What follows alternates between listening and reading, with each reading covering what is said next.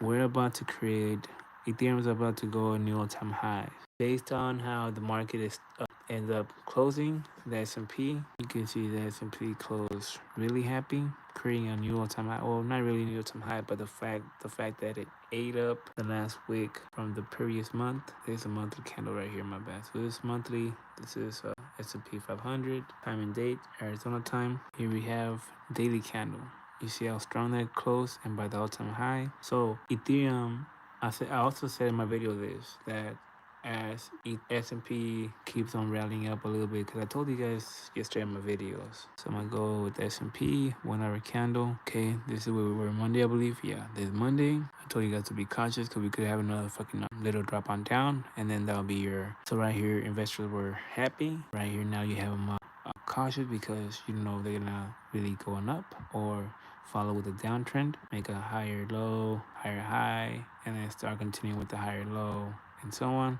But based on how I closed here, the market was more bullish or whatnot. You're not having this bad data. I believe this was the job bullshit. The market shook it off. I was like, all right. And Friday, I said yesterday, so let me put my bullshit back on right here in this box. I told you guys that if we did come down, we're gonna try test this 50 Fibonacci. So if you go to the daily, there's a 50 Fibonacci right here and a 12-hour candle right here still, and the 8-hour candle down here. So if anything, we're gonna come back down and test these lower regions right here, which we didn't, but that was just. On top of that, I said there was a 3 candle box in my last video, and I explained this to you guys, how it's a 3 candle box right here, and I explained what it is, what it is. If you want to watch it, I'm not gonna break it down again.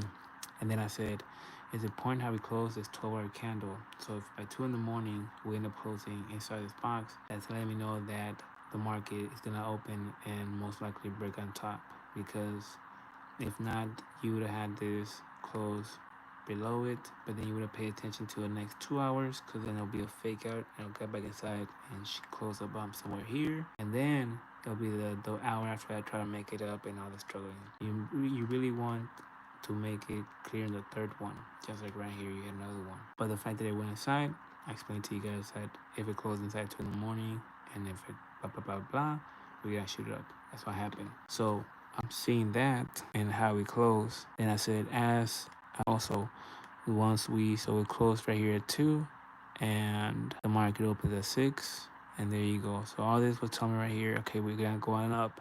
And then I said, when we go up, we're most likely gonna close in this area right here. I said in this area right here, or we're gonna go on up and then come back down and test and close right here. Still bullish, but just really, you can tell the market's not really, it really needs something to break through this weekly, because it's a weekly trend line right here. You can't see it, but if you go to the week, it's right there. So I knew that the market really needed something strong at the end of the day, whether it be a tweet, whether it be something from the president.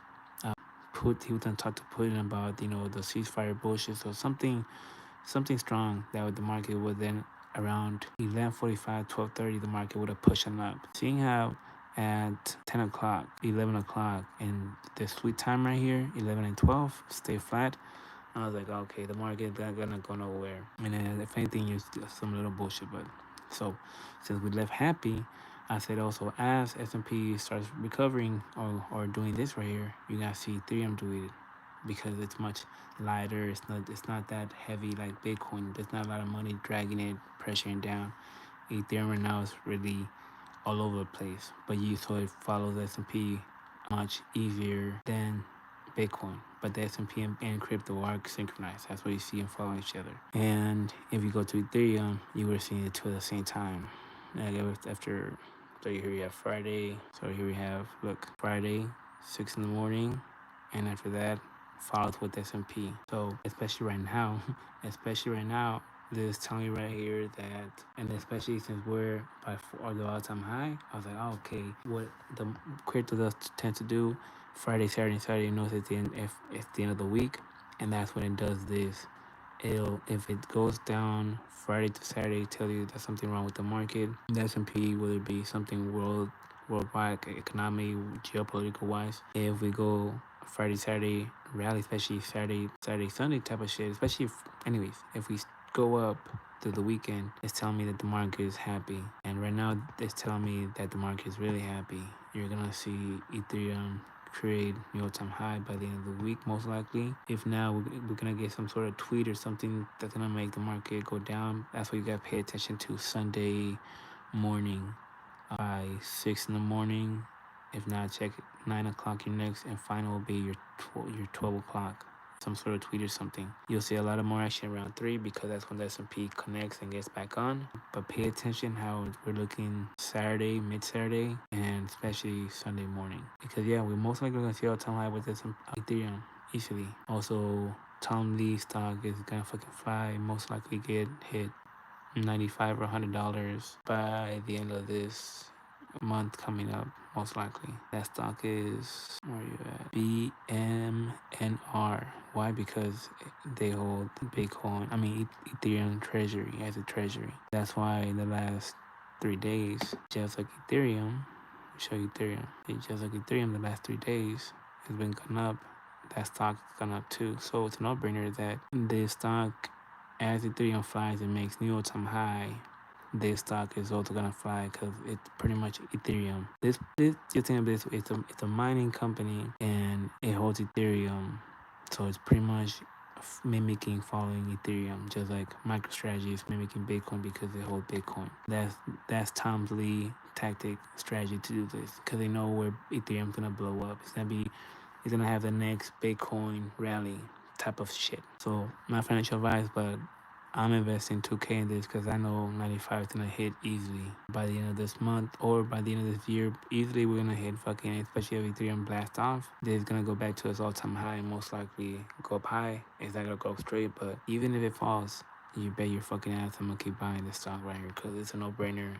I could double my money within a couple of months based on how Ethereum and crypto's going and the president adding all these bills to crypto, regulating them. It's a no-brainer why fucking this stock just went from $3 to 160 in a week. But anyways, back to Bitcoin and Ethereum. Yeah, so far it's still bullish. There's a 3 candle box right here on the daily. So pretty much the market closed at 5 p.m. for Bitcoin. So we gotta pay attention how where we close at 5 in the morning and then check up on it again at 10. Because if at see this way you want this 3 candle box, you complete it and boom, breakout. You wanted 3 candle boxes because if by 9, let's go down, let's say there's some other Fibonacci underneath it, like right here, let's say we go down, but then at 10, from 10 to 1 it starts going back up and we're out here at 1, and then from 1 to 5 it picks up and we're up here again. So this area right here, as it picks up and you see what time it is, you're like, oh, the daily 3 candle box is gonna complete, and you gotta see up here it's gonna hit this 50 Fibonacci. Ethereum's gonna keep on rising. Bitcoin's gonna follow, and then by tomorrow, by 1 or so or before, you can see this up here. Watch how that shit plays out. There's Arizona time.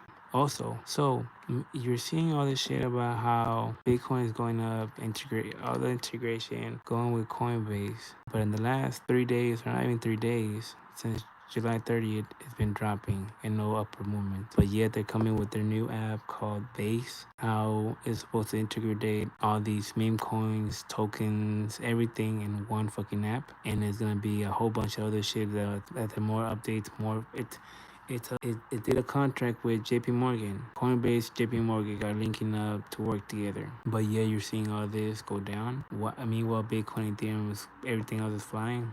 Because why they're manipulating, controlling this. That's why I'm also thinking of doing a long option by the end of this year. Doing a long call by the end of this year because I feel like they're mimicking this because they know this is gonna fucking blow up. Watch.